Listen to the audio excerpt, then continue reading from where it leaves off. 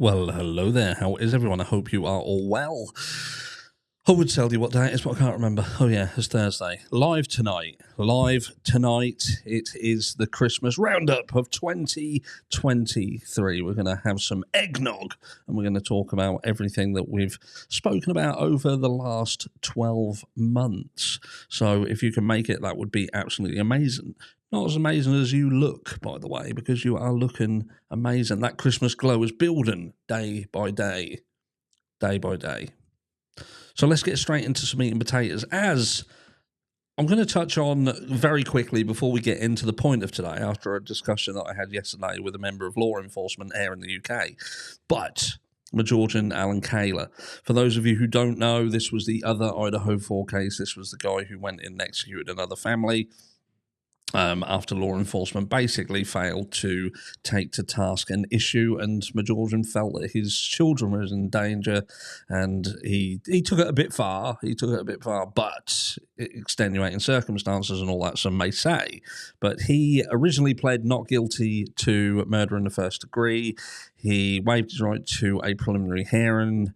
The shit hit the fan. He's tried to pull back. He's tried to get the case dismissed because they failed to provide evidence that he'd sort of filled in all them little tick boxes that goes towards murder in the first degree. But they threw out the dismissal based on the fact that he had waived his right to a preliminary hearing, therefore waiving his right really to challenge what was said.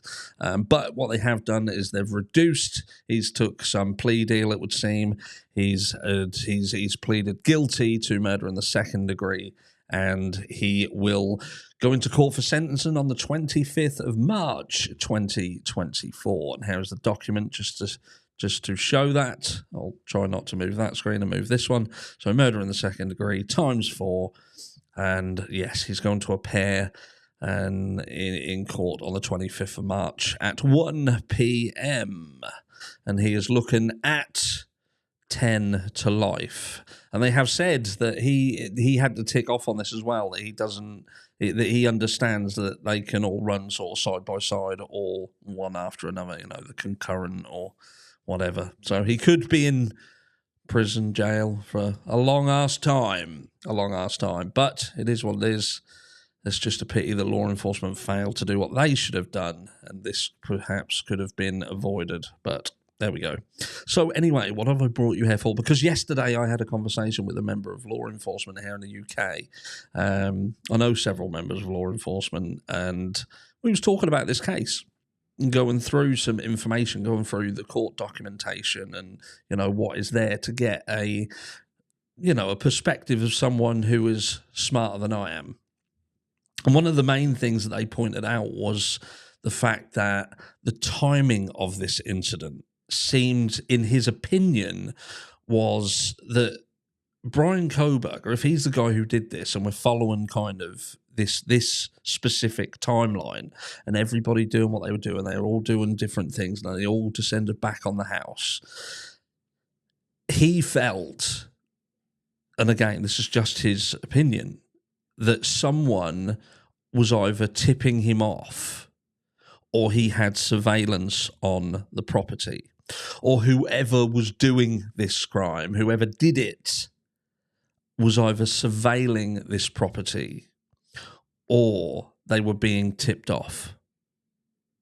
He felt there was just too many coincidences in terms of this was a renowned party house, so it was not uncommon for there to be many, many people at this property. Sometimes there would even be parties at this house, and the people who lived there weren't even there. So that's how much of a party house this was. This has been confirmed by people in the area that would clearly state that it was a property where multiple people would be in attendance, and it could get quite loud, quite rowdy. There'd be drinks. We also know that Davis University was over. They were playing Idaho on this specific day, so it was a football day, and they are renowned for more people in the area, more partying, more drinking, more of a chance for something to be happening at 1122 King Road. Now, if you ignore the fact that for some strange reason on this specific night, nothing was happening at 1122 King Road. So where you would kind of expect there to have been a lot more. There'd have perhaps been people around there, been more people crashing out or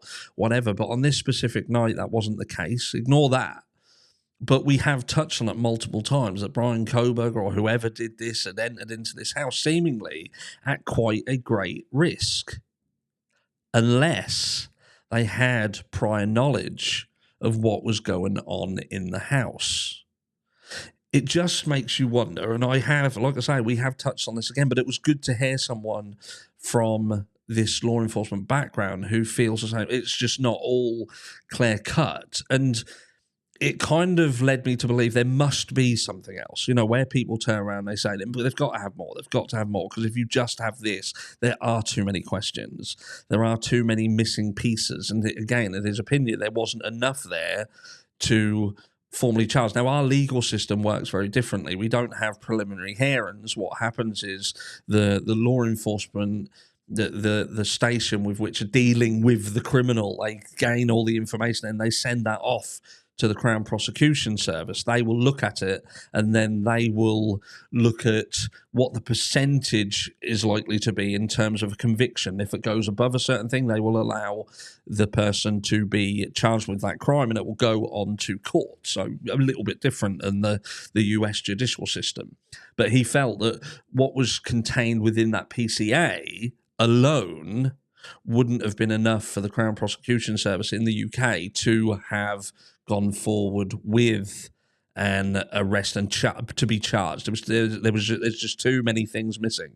So two things are happening here, and that is either we are looking at a trial by ambush situation, potentially, or the preliminary hearing was specifically avoided because they knew that there wasn't enough evidence, and likelihood is that that would have been rejected and they would have had to have gone back to the drawing board and obtained more information, which is further supported by the fact that the house, which we're going to touch on the house in a second, they were still going back into the house. And you think that house has been sat there for a year. It's been there for a year. And, they'd done all the 3D imagery and stuff like that. We know that they did that at the beginning of the year, back in January. So, again, we're a year down the track, and you think to yourself, it seems that they're so hell-bent on getting rid of this house, but they've proven in the last few weeks that there's a potential that they need to go back into this house. Even the defense, I found it odd that the defense may need to even go back into their house. Why were they even in a position where they were going back into it? You've now got the prosecution and the defense seemingly showing that even after all this time, that house is still a part of the evidence. They're still requiring it. There's something that they must have missed. There's something that they thought, oh, right, now we can do this, or fuck, we didn't do that. We can now do that. We need to do this before it, comes to an end. That house needs to stay. That house needs to stay 100%. And it now seems through media we are seeing that the families are not in line with getting rid of this house. They do indeed feel that it is part of the case, and it's a concern. It's a concern to me that they are contemplating ditching this house, knocking it down to the ground. Unless there is something else in the background. Again, I had a concern the other day when we saw the recent court documentation showing that it would seem that the defense were trying to get the grand jury overturned just based on the fact of this argument between probable cause and beyond reasonable doubt. And they made themselves, in my opinion, look quite silly and look quite weak. And that was the first time that I've kind of had a bit of a stumble into, what are you as a defense team doing? Are you now just wasting time? Because this argument seemed a little bit farcical. But there we go. But no, I just wanted to bring that to you. Like I say, I'm doing the live later tonight. We'll have a massive discussion. We'll see the year out together. And I would imagine that will be the last video of 2023 that we do on the Idaho 4 tonight, unless something new doc drops perhaps, or something really strange happens and throws in a curveball. But we've been together for the last 12 months. We've talked about just about everything, but that was the first time that I'd spend a decent degree of time with somebody in the know who deals with, these sort of cases and get their perspective on it. And yeah, I found it very interesting that they did indeed feel that someone was either tipping whoever did this off, or they had surveillance on that property, most likely on that night, to know that there wasn't going to be people in there. There wasn't people in that house. They could indeed do it on this specific night. And what time they would be able to enter the house, which was the most likely that people would indeed be caught off guard. Let me know down below what you think. Enjoy the rest of your Thursday. Continue looking absolutely amazing, and I'll see you in a few hours. Grab your eggnog or whatever your favourite tipple is, and I'll catch you all then.